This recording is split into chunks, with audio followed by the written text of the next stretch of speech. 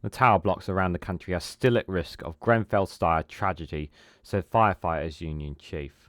I'm going to read into this more from the Independent, you guys. Let's go.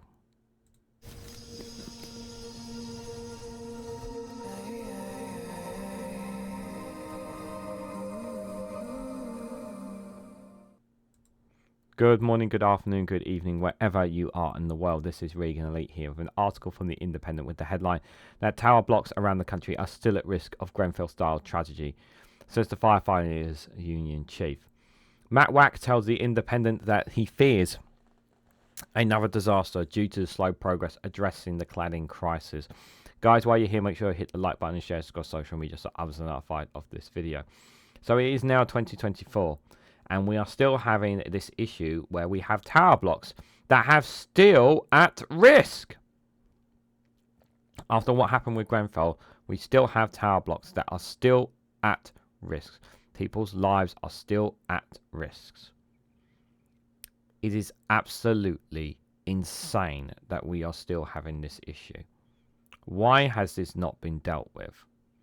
I'll tell you why, because the Conservatives did not want to pay out for it, even though they said that they would start dealing with it.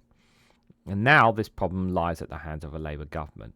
And let me tell you, don't care whether you're red or blue, whatever political spectrum, government should be dealing with this. It is their duty to protect people, to protect the lives of British citizens. And they're not protecting them here in any way, shape or form by allowing people to live in these tower blocks that are at risk of catching fire. And every single precaution should be made. Now, yes, you could argue that it is the companies who are at fault, the construction workers that built the towers and everything around it with the material that they use. Absolutely. But the government, at the end of the day, are the ones that can push the emphasis to ensure the changes that are made necessary. And yes, there is always the talk about the costs as well. But we should not be still having these conversations. There should have been significant progress on this. And has there been enough significant progress? Is the question that I have for some of you guys down in the comments below. Is enough being done? So 7 years after the Grenfell disaster claimed the lives of 72 people. The country risks witnessing a similar tragedy, the head of the Firefighters Union has warned. With the final report of the Grenfell Tower Inquiry set to be published on the 4th of September, Fire Brigade Union SBU Chief Matt Wrack has expressed deep concerns over the lack of progress in addressing the fire and safety building regulations. He criticised the government, claiming it had failed to address the ongoing cladding crisis and implement substantial fire safety reforms. We are frustrated about how long it takes before getting to the final stage of the inquiry. 7 years on, he told Independent. Ourselves, firefighters in the community, feel there has been no justice delivered following the horrific incident. The inquiry, commissioned by the then Prime Minister Theresa May, has taken years to complete, and delays, Mr. Wrack believes, has allowed dangerous conditions to persist. The Conservative government at the time pledged to fund the removal of unsafe cladding from residential properties and introduce a building safety fund to support leaseholders. However, it has been a slow process, with data published in June revealing that less than a quarter of 4,336 identified buildings have completed the necessary works.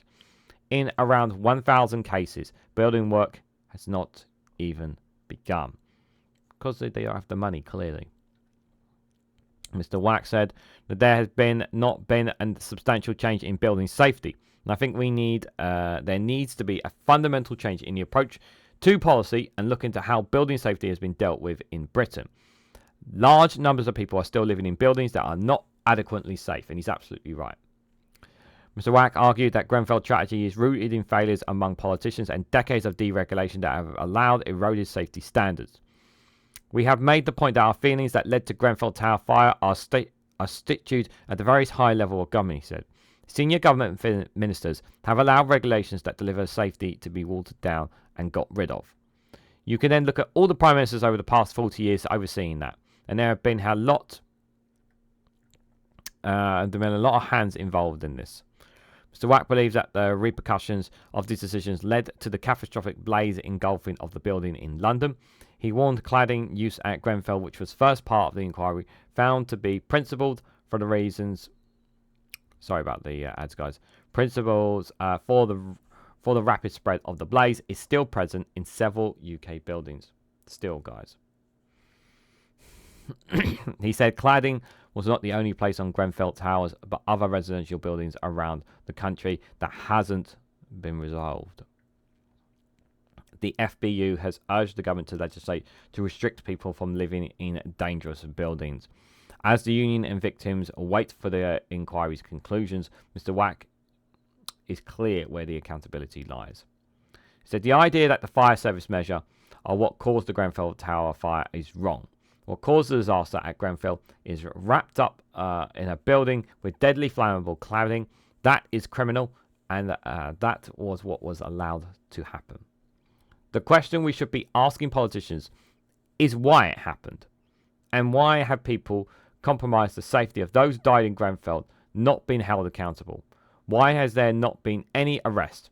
Why is nobody facing prison sentences as a result of this? If you have an answer, let me down in the comments below. Responding to Mr. Wrack's comments, the Ministry of Housing, Community and Local Governments insists the Labour government is committed to securing justice for the Grenfell Tower victims and improving building safety. Misspell there. A government spokesperson said, "We will never forget the 72 lives lost at Grenfell and remain absolutely committed to securing justice for the bereaved, survivors and wider community. In the government's manifesto, we set out our commitment to improve the building's safety, including accelerating cladding remission and ensuring anyone responsible for the building safety crisis pays and better protect leaseholders."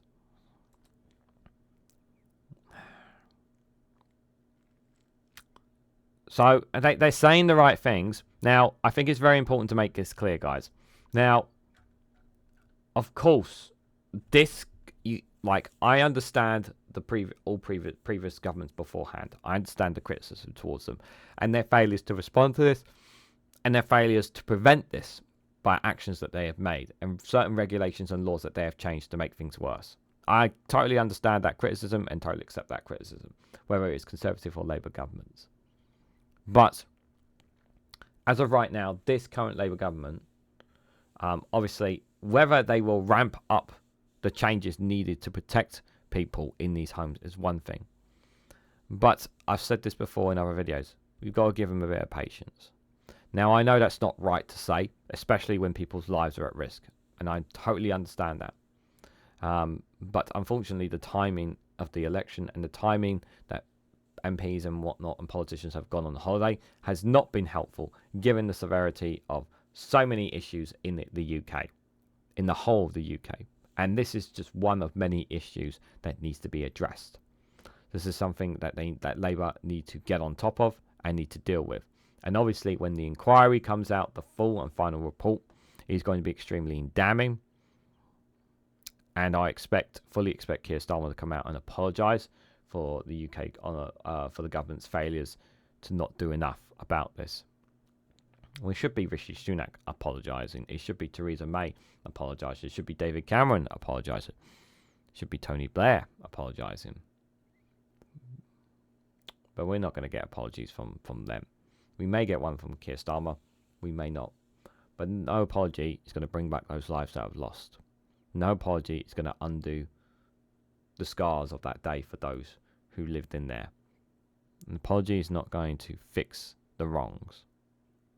What's going to fix the wrongs? What's going to set us in the right path is accepting our ownership and responsibility of our failures.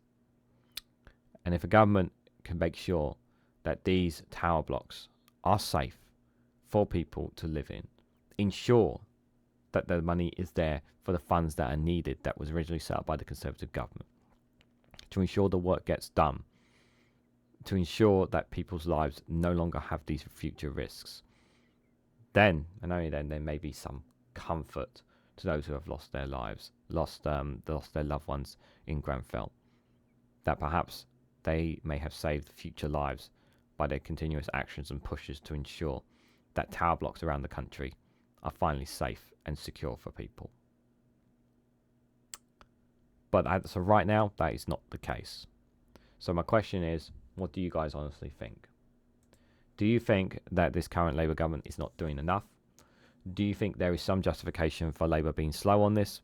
Do you think that both political parties are responsible for not doing enough when it comes to this? Was Theresa May all the way back? Was it far too late for Theresa May to call a public inquiry into this? Let me know your thoughts and more about all this down in the comments section below.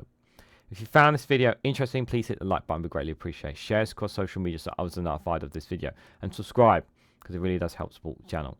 And if you want to go one step further and financially support me and the work that I do here, you could do so by becoming a YouTube member for as little as 99p. Or you can also join me on Rumble or Patreon for exclusive content on those platforms. So thank you all so much for watching, and I hope to catch you all very, very soon.